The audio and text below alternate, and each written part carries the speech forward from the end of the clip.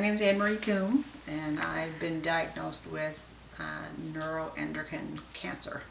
I suffered with back pain for about a year, almost 2 years, and I went through chiropractic investigation, physiotherapy. Nobody could figure out what the problem actually was.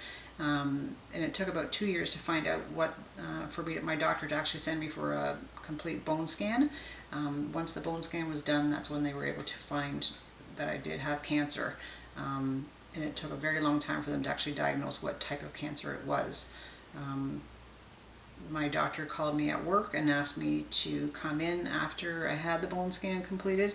And that's when I found out that I was diagnosed with cancer. And it was a big shock to my system. Not something I was expecting. I thought it was my just back pain. It was hard to deal with, but I don't know, it's just reality, and I have to move forward from there. I have 2 young girls, and I'm here to be with them, so I just took the news and figured I would do my best to take it day by day. The girls, I didn't tell them right away because Alex was on holidays, and I wanted to wait until she was home to tell them both at the same time.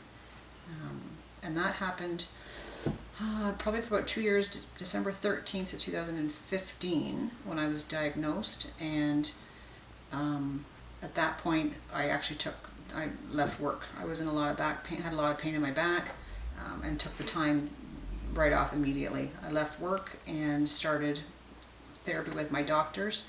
In May of the following year, I started a treatment called Kyprolis, and it's a pill form of chemotherapy. And thankfully for me, it's somewhat successful. It stopped the growth of some of the tumors. I have several throughout my body, and they're hopefully not growing, and some have actually reduced in size, which is good news. I'm not actually sure how long I'm going to be on this for, and if at some point I might have to have surgery, but right now it's just the drug that I'm taking. Oops, lost your screen. So I was actually off work. I had to put a stair lift in my house. I was on medications that really affected my muscles, and I couldn't do the stairs, so I had a stair lift put in my house. There was an amazing fundraising event for me to be able to put the stair lift in the house. Alex's friends worked with all my family and co-workers and a lot of people. So at one point my mobility was really bad, and then through just working with the drugs, coming off one that was more of a steroid, that was really affecting my mobility. And I started working with a physiotherapist to try and increase my muscles, and eventually I got to the point where I could now go up the stairs on my own, and I don't use the stair lift anymore at all. And I just continued to progress. A lot of it had to do with diet. I had family coming and friends 24/7, bringing me food, making sure that I was eating.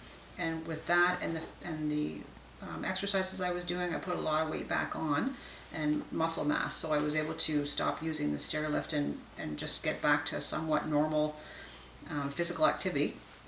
And then I decided I was going to go back to work. Even though I'm still on treatment, I still think it's important. I probably feel like a lot of people, pain is a reality for lots of people in the workplace. And I figured I'm just going to manage the pain and work through it. So that's what I've been doing. Before that, I was watching TV all the time, reading. It was very boring. So to be able to get back into a normal life was really, really important to me, because you can't exist just day by day. It's very difficult to do nothing all day long. You can only clean your house and organize so much. But I wasn't even driving anywhere on my own. I was completely, I would say, housebound. So that's really changed in September when I went back to work.